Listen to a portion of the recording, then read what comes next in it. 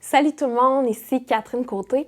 Aujourd'hui, on va regarder ensemble 5 choses que vous devez savoir sur le pardon.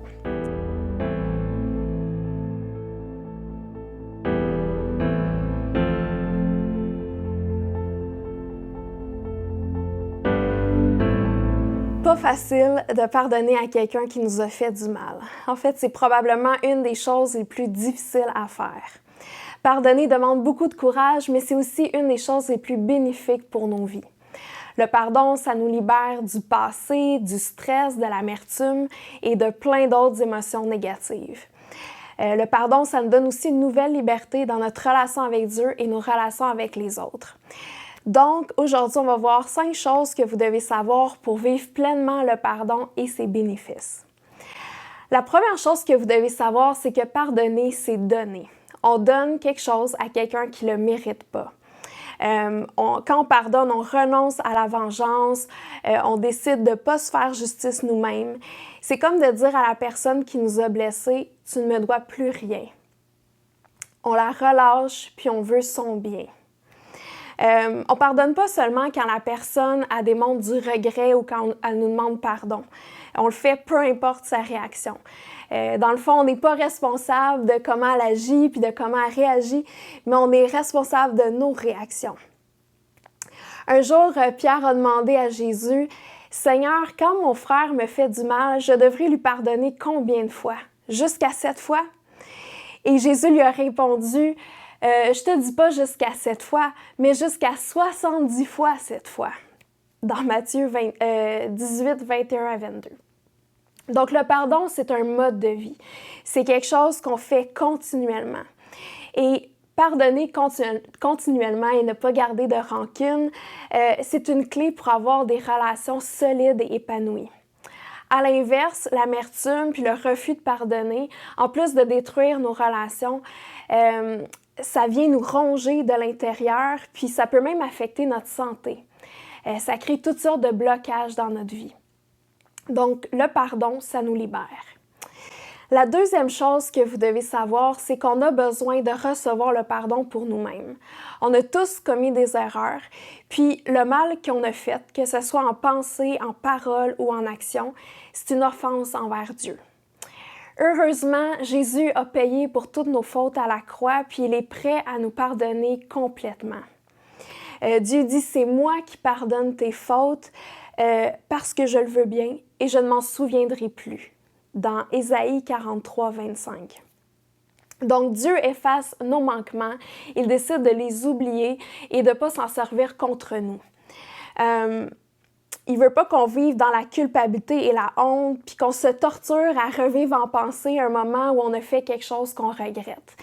Il y a même un verset qui dit qu'il met entre nous et nos mauvaises actions autant de distance qu'entre l'Est et l'Ouest. Ça, c'est dans le psaume 103, 12. Donc, il nous aide à tourner la page puis aller de l'avant.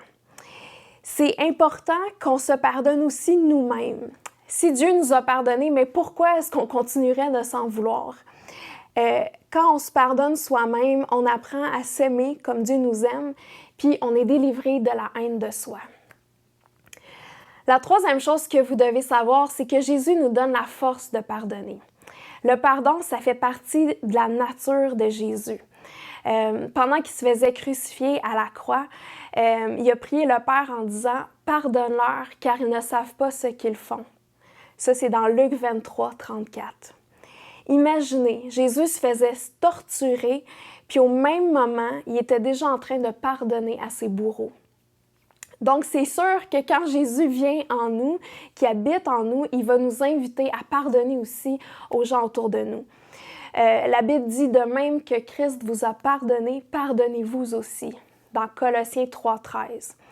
Donc, le fait que Jésus nous a pardonné, ça devrait nous inspirer aussi à pardonner aux autres.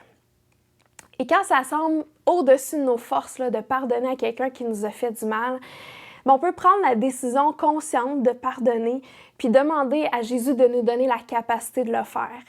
Il va nous aider, puis éventuellement, notre cœur et nos émotions vont s'aligner avec cette décision de pardonner. Jésus a aussi le pouvoir de changer la perspective des choses, de nous aider à voir la personne qui nous a fait du mal, peut-être sous un autre angle. Par exemple, on peut prendre conscience que cette personne-là aussi, elle a été blessée, peut-être qu'elle a été abusée ou qu'elle a souffert dans son passé. Donc, on n'attend pas de comprendre pour pardonner, mais quand on pardonne, ça peut nous aider à comprendre plus la personne. La quatrième chose que vous devez savoir, c'est que pardonner, c'est pas excuser l'autre personne. Même si on pardonne à quelqu'un, ça veut pas dire qu'on considère que ce qu'elle a fait, c'était pas si grave que ça.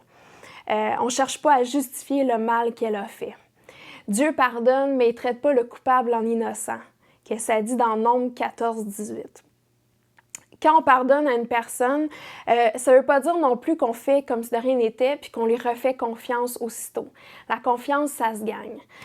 Par exemple, si je raconte un secret à une amie puis qu'elle va le dire à tout le monde, je peux lui pardonner puis ne pas lui en vouloir, mais je vais peut-être pas lui confier d'autres secrets à l'avenir. Des fois, ça peut être nécessaire même de mettre des limites saines avec certaines personnes qui ont des comportements toxiques. Donc, pardonner à quelqu'un, ça ne veut pas nécessairement dire qu'on devient son ami proche, ni qu'on le fait entrer dans notre vie avant de voir s'il a vraiment changé. La cinquième chose que vous devez savoir, c'est que Jésus restaure les cœurs brisés. Des fois, même si on a pardonné, on continue de vivre avec des conséquences de ce qu'on a vécu. On peut être hanté ou paralysé par des mauvais souvenirs. Mais Jésus a le pouvoir de guérir nos cœurs, de restaurer nos émotions et même nos souvenirs. Jésus a dit « Le Père m'a envoyé pour guérir ceux qui ont le cœur brisé » dans Luc 4-18. Ça peut aider des fois de demander à Jésus de nous montrer où est-ce qu'il était pendant l'épisode où on a été blessé. Des fois, juste le fait de voir qu'il était présent avec nous, qu'il nous a protégés, qu'il nous aimait à ce moment-là, bien, ça nous aide à faire la paix avec des moments douloureux.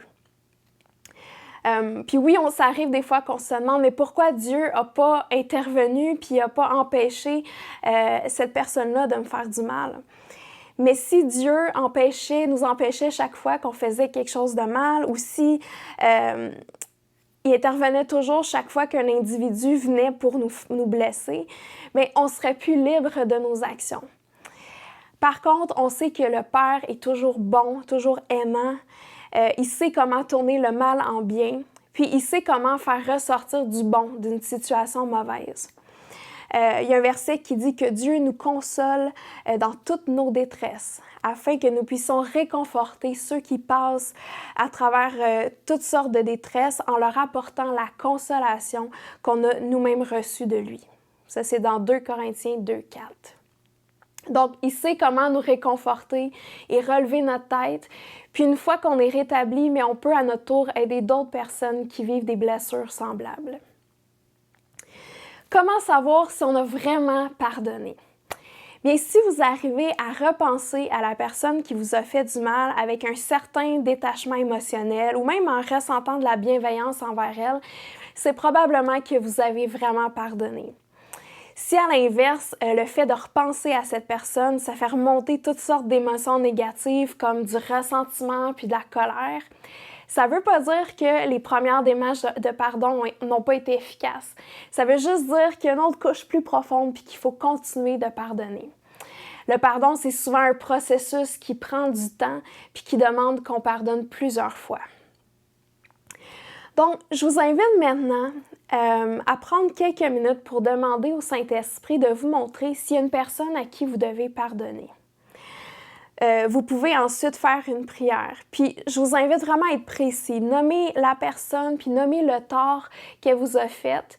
Puis, soyez honnête avec Dieu. Dites-lui comment vous vous êtes senti à ce moment-là. Puis, dites à Dieu que vous pardonnez à cette personne et que vous la relâchez. À votre tour, vous pouvez aussi demander pardon à Dieu pour l'amertume qu'il y a eu dans votre cœur ou peut-être aussi que vous avez eu des jugements envers cette personne-là. Si vous en ressentez le besoin, vous pouvez aussi recevoir le pardon de Dieu et lui dire que vous vous pardonnez vous-même. Puis en terminant, demandez à Jésus de venir restaurer votre cœur avec son amour. Donc, aujourd'hui, j'ai Myrlène avec moi. J'ai invité Myrlène pour qu'elle nous parle un petit peu de son expérience avec le pardon. Donc, salut Myrlène. Allô. Merci d'être venue. De rien. Est-ce que tu peux nous parler un peu de c'est quoi les leçons, les choses que tu as apprises à travers ton processus de pardon? J'ai appris différentes choses. C'est sûr que au fur des années, avec les expériences, on commence à faire des liens, à comprendre des leçons. Je dirais que une des premières choses que j'ai compris, c'est qu'il fallait que je sorte d'une mentalité de victime. Surtout quand on vit des situations où est-ce qu'il y a de l'injustice, c'est facile de penser qu'on est une victime, puis ça nous met un peu dans une position où est-ce qu'on est en défense. Et là, de changer de mentalité, puis ça nous met plutôt en offensive, donc on est un peu au-dessus des choses, on reprend notre pouvoir. Puis c'est ça, vu que Jésus n'est pas une victime, donc ça nous aide aussi à agir ou à réagir un peu comme Jésus dans la situation, là. Mm-hmm. Ah, c'est vraiment un bon point, ce que tu dis. Puis tu me racontais tantôt que Dieu t'a déjà parlé sur le pardon à travers un film. Oui, c'est un film français que je pense, je comprends même pas pourquoi je regardais, mais avec du recul, je vois que Dieu avait un plan. C'est une femme qui avait beaucoup d'amertume, puis elle avait décidé de boucher la source d'eau dans un village parce qu'elle voulait se venger d'une famille en particulier. Sauf qu'en bouchant la source d'eau, ça prive d'eau aussi les autres personnes du village. Donc là, j'ai réalisé que des fois, on est comme dans une position de sécheresse envers quelqu'un, puis on n'est pas conscient des dommages collatéraux que ça peut avoir parce qu'on est juste focusé sur nous, sur l'autre personne, puis c'est ça, c'est plus grand que nous, là, finalement. Mm-hmm. Non, c'est vrai que ça peut affecter pas juste notre relation avec la personne qui nous a fait du mal, mais ça peut déborder dans notre famille, notre entourage, sur d'autres relations. Fait que c'est un bon point. Est-ce que tu aurais un encouragement à donner pour les gens qui nous regardent puis qui sont peut-être dans ce processus-là de pardon, puis... Oui, je dirais que, comme tu as mentionné un peu tantôt, c'est un processus, donc ça se fait par étapes, comme un oignon. Il y a différentes couches, il y a différentes profondeurs. Donc, des fois, on pense qu'on a pardonné, puis là, on se rend compte que non, faut continuer. Donc, il ne faut pas se décourager. Puis, avec la grâce de Dieu, parce que, comme tu disais, c'est Dieu qui nous donne la force de le faire. À un moment donné, on finit par y arriver. Mm-hmm. Non, c'est vrai, c'est tout un processus, mais on dirait qu'à chaque étape, on expérimente quand même une liberté qui est plus grande. Puis Dieu est fidèle aussi pour venir nous le montrer. Tu sais, quand il en reste encore un peu, là, il faut continuer. Tu sais, puis il veut vraiment qu'on soit libre à 100%. Donc, en terminant, je vais prier pour vous, vraiment que Jésus vous donne cette capacité de pardonner complètement. Donc, Jésus, je te remercie premièrement pour ton pardon. Merci parce qu'il n'y a rien de trop grand que tu ne peux pas pardonner. Ton pardon est complet. Tu l'as fait vraiment une fois pour toutes. Je te prie pour les gens qui nous regardent en ce moment, puis peut-être qu'il y en a certains qui ont été blessés profondément, puis que c'est vraiment difficile de pardonner. Mais je prie que tu viennes avec ton amour, venir leur donner cette capacité de libérer les gens qui leur ont fait du mal, que tu viennes restaurer les cœurs brisés aussi. Je te demande de venir panser les blessures, de venir mettre un baume là où ça fait mal.